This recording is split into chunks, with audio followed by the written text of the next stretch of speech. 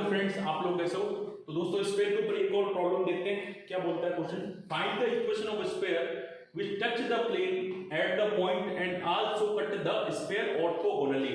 मतलब अपन को ऐसे स्फीयर की इक्वेशन निकालनी है जो एक प्लेन को टच करता है पर्टिकुलर पॉइंट पे और साथ ही साथ एक स्फीयर को कट भी करता है ऑर्थोगोनली। मतलब यह है कि एक स्फीयर की इक्वेशन अपन को गिवन है, ये स्फीयर की इक्वेशन अपन को गिवन है। गिवन इक्वेशन को s इक्वल टू 0 मान लीजिए। एक दूसरा एक स्फीयर और है, ठीक है, दूसरा एक स्फीयर और है, उसको s डैश इक्वल टू 0 मान लीजिए।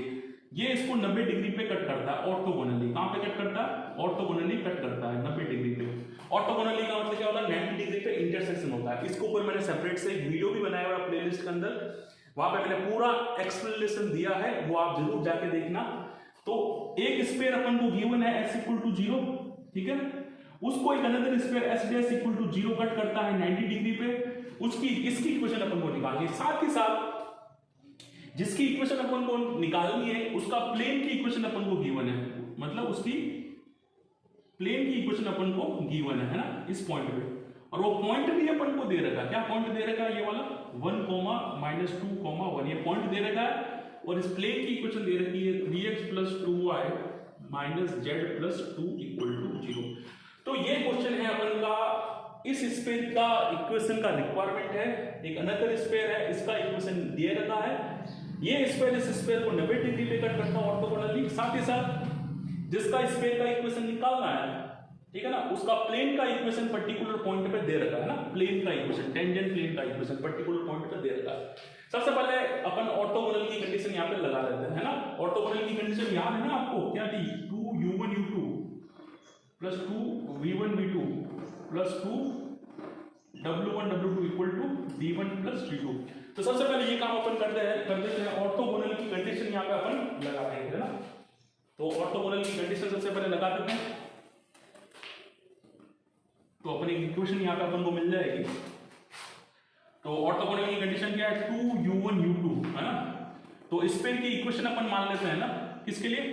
जिसकी निकालनी है, s डैश इक्वल टू 0 की इक्वेशन मान लेते हैं x² + y² + z² + 2ux + 2vy + 2wz + d = 0, ठीक है। तो क्या हो जाएगा? 2 इसका u है और इसका u कितना है? इसका आधा कीजिए, x के कोफिशिएंट का आधा -2 है, यानी कितना हो जाएगा? -2 + 2v, इसका y के कोफिशिएंट का आधा यानी 3 + w, इसके अंदर z है नहीं तो 0 हो जाएगा, ठीक है, = d1, इसका d है और इसका क्या है? 4 है।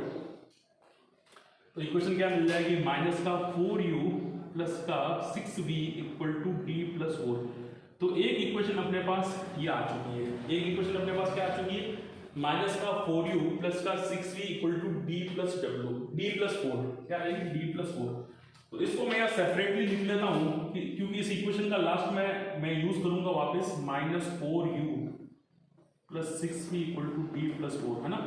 इसका भी लास्ट में भी अपन काम लेंगे, है ना। एक काम अपन ने ये कर लिया, ऑर्थोगोनल की कंडीशन से अपन ने ये काम कर लिया, 90 डिग्री पे कट कर रहा था इस पे। अच्छा, और अपन क्या कर सकते हैं? और अपन ये कह सकते हैं कि अपन को देखो प्लेन की इक्वेशन अपन को गिवन है और साथ साथ पॉइंट भी दे दिया है ना।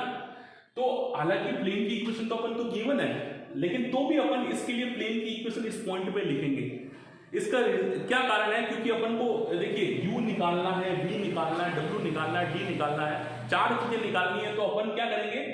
इस स्फीयर पे इसी पॉइंट पे प्लेन की इक्वेशन लिखेंगे और प्लेन की इक्वेशन तो ऑलरेडी दे रखी है। तो अपन क्या करेंगे? दोनों का कंपैरिजन कर लेंगे, दोनों का क्या करेंगे? कंपैरिजन करेंगे। तो बताइए इस पॉइंट पे प्लेन की इक्वेशन क्या होगी? आपको याद होगा क्या करना पड़ता है? x² को किससे रिप्लेस करना पड़ता है? x1 से, किसी भी पर्टिकुलर पॉइंट पे, है ना, x1 y1 z1 पे प्लेन की इक्वेशन कैसे निकालते हैं?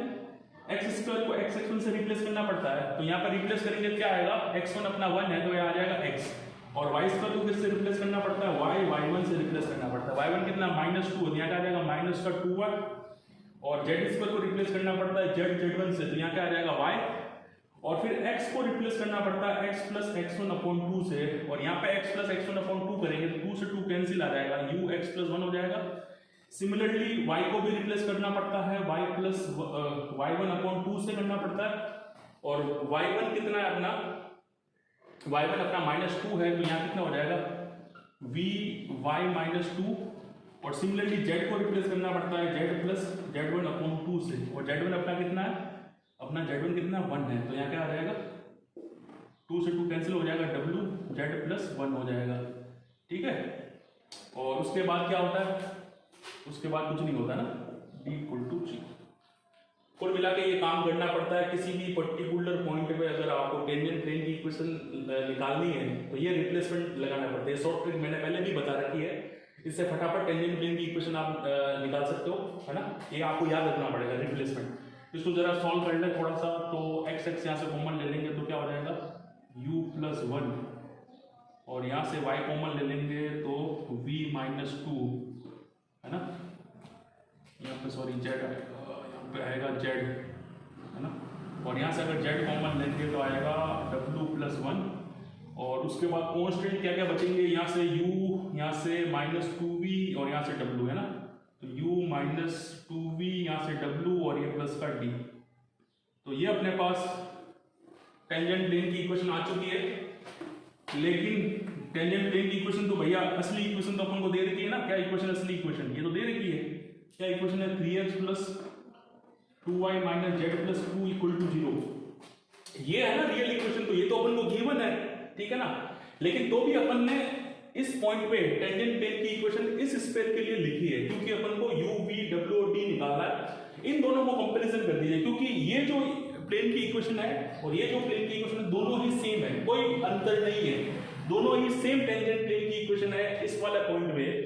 ये तो मैंने जनरल मेथड से निकाली है और ये मेरे को दे रखी है, तो कंपैरिजन कर लो दोनों का कोएफिशिएंट का, तो क्या आ जाएगा देखो u + 1 और यहाँ पे 3 है, तो क्या हो जाएगा अपना u + 1/3, और यहाँ पे क्या आ जाएगा v - 2 है, और यहाँ क्या है 2 है, यहाँ w + 1 है, यहाँ -1 है, और यहाँ कांस्टेंट क्या है u - 2v + w + d, और यहाँ कितना 2 है, 2 है, इक्वल टू क्या हो जाएगा सम कांस्टेंट k मान लेते हैं। तो ये अपने पास एक इक्वेशन अपने पास आ गई है। इसको थोड़ा अपन सॉल्व करेंगे और u v और w को k की टर्म में निकालेंगे, है ना। तो ऊपर से मैं मिटा देता हूँ, ठीक है, तो कितना आएगा देखते हैं।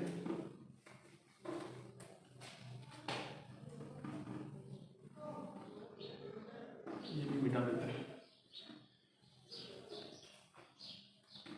तो देखो कंपैरिजन करने पे क्या आएगा, देखो u + 1/3 = k, तो u की वैल्यू क्या आ जाएगी 3k - 1, v - 2/2 = k, तो v की वैल्यू क्या आ जाएगी 2k + 2, है ना। कंपैरिजन कर रहा है रेशियो का, v - 2/2 = k, तो v की वैल्यू 2k + 2।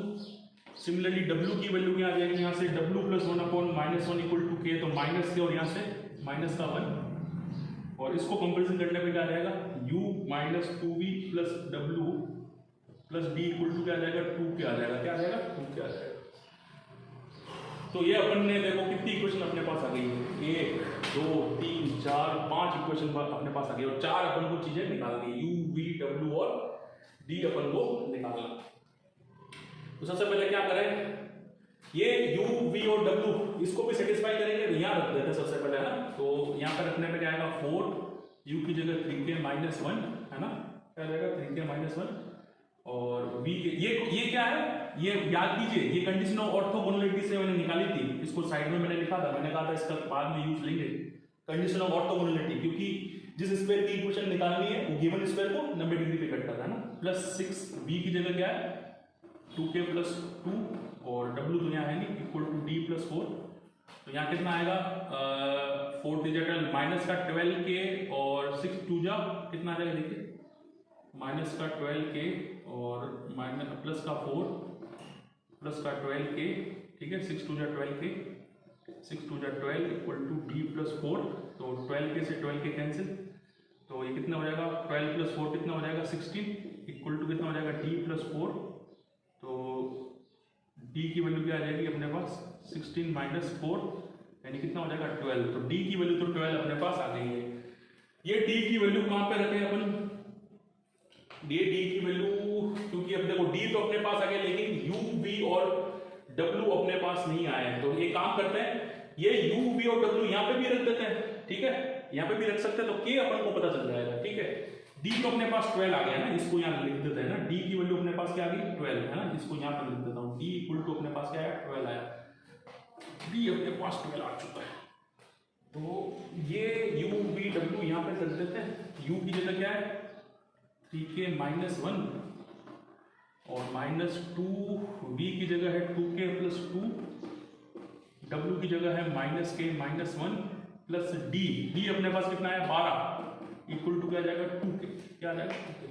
इसको सॉल्व करने में क्या आएगा देखें कितना आएगा 3k माइनस 1 माइनस का 4k माइनस 4 माइनस का k minus 1 plus 12 equal to 2k। तो देखें इसको सॉल्व करने पर क्या मिलेगा, माइनस 4k कितना हो जाएगा माइनस का 5k और ये 3k यानी माइनस का 2k, माइनस 4 माइनस 5 और माइनस 1 यानी माइनस 6 और ये 12 यानी प्लस का 6 है ना, इक्वल टू क्या आ जाएगा 2k। इसको यहाँ भेजेंगे क्या आ जाएगा 2k plus 2k 4k equal to 6 हो जाएगा। तो k की वैल्यू कितनी आ जाएगी अपने पास 6/4 यानी 3/2। तो k अपने पास कितना आ गया 3/2 आ गया। अब ये k की वैल्यू यहाँ पे और यहाँ पे रखेंगे तो u v और w अपन को मिल जाएगा। जरा ध्यान से देखें, इस इक्वेशन में u की वैल्यू 3k माइनस 1 है, v की वैल्यू 2k प्लस 2 है, w की वैल्यू माइनस k माइनस 1 और d अपन ने 12 निकाल दिया था। तो 3k minus 1 minus 4k minus 4 minus k minus 1, तो ये देखो 3k माइनस 4k ये हो जाएगा माइनस 5k और ये 3k तो माइनस 2k बचेगा, माइनस 4 माइनस 1 माइनस 5 और माइनस 6 और 12 में से माइनस 6 जाएगा प्लस का 6 बचेगा। इसको यहाँ भेज दिया तो 4k इक्वल टू 6, तो k बराबर कितना आ गया 3/2 आ गया। ये k की वैल्यू अब देखो अपना काम बन चुका है। d अपना 12 निकला था, ध्यान रखना d अपना कितना निकला था 12, d अपना निकला था 12। तो k की जगह रखो 3/2, 3 इंटू 3/2 माइनस 1 तो कितना हो जाएगा 9/2, 3 9, तो u की वैल्यू आ जाएगी 7/2 आ जाएगी। सिमिलरली यहाँ पर रखो तो कितना हो जाएगा देखो 3/2 प्लस 2, तो 2 से 2 कैंसिल, 3 प्लस 2 यानी 5, तो v की वैल्यू आ गई 5। सिमिलरली यहाँ पर रखें w आ जाएगा तो माइनस 3/2 माइनस 1, तो w कितना आ जाएगा माइनस का 5/2, तो w कितना आ गया माइनस का 5/2। यानी अपन को क्या क्या मिल गया, अपन को क्या क्या मिल चुका है, अपन को u मिल गया 7/2 7/2 और v मिल गया अपन को कितना मिल गया 5 और w मिल गया माइनस का 5/2 और d अपन ऑलरेडी निकाल रखा था 12। ये चारों चीजें चाहिए थी किसी भी स्फीयर के लिए, ये 4 पैरामीटर निकालना पड़ता है, चारों अपन ने निकाल दिए। चारों चीजें कहां पर रख देंगे अपन स्फीयर की जनरल इक्वेशन के अंदर रख देंगे। जनरल इक्वेशन तो आपको याद होगी, क्या क्या मैंने मांगी थी, x² + y² + z² plus 2ux plus 2vy plus 2wz plus d = 0। ये स्फीयर की इक्वेशन अपन ने सपोज की थी। बस अपना काम हो जाएगा। यहाँ पे u की जगह 7/2 रख दीजिए, v की जगह 5, w की जगह -5/2 और अपना क्या कहते हैं d की जगह क्या आ जाएगा 12 आ जाएगा। चारों वैल्यू यहाँ पे रखेंगे तो उस स्फीयर की इक्वेशन अपने पास आ जाएगी। उस स्फीयर की इक्वेशन अपने पास आ जाएगी जो किसी स्फीयर को 90 डिग्री पे काटता है और साथ ही साथ एक प्लेन को टच भी करता है ना। किस पॉइंट पे अपन को पॉइंट गिवन था, है ना, और ये प्लेन की इक्वेशन भी अपन को गिवन थी। इस स्फीयर की इक्वेशन अपन ने निकाल दी s = 0, जो s = 0 को गिवन स्फीयर को 90 डिग्री पे यहाँ पे 90 डिग्री पे कट कर रहा था। ठीक है, तो ये अपन ने काम किया। अच्छा क्वेश्चन था एग्जाम पॉइंट ऑफ व्यू से। दोस्तों इस वीडियो को अधिकतम शेयर कीजिए, मेरे चैनल को सब्सक्राइब कीजिए। थैंक यू फ्रेंड्स, आपने वीडियो देखा, थैंक यू वेरी मच।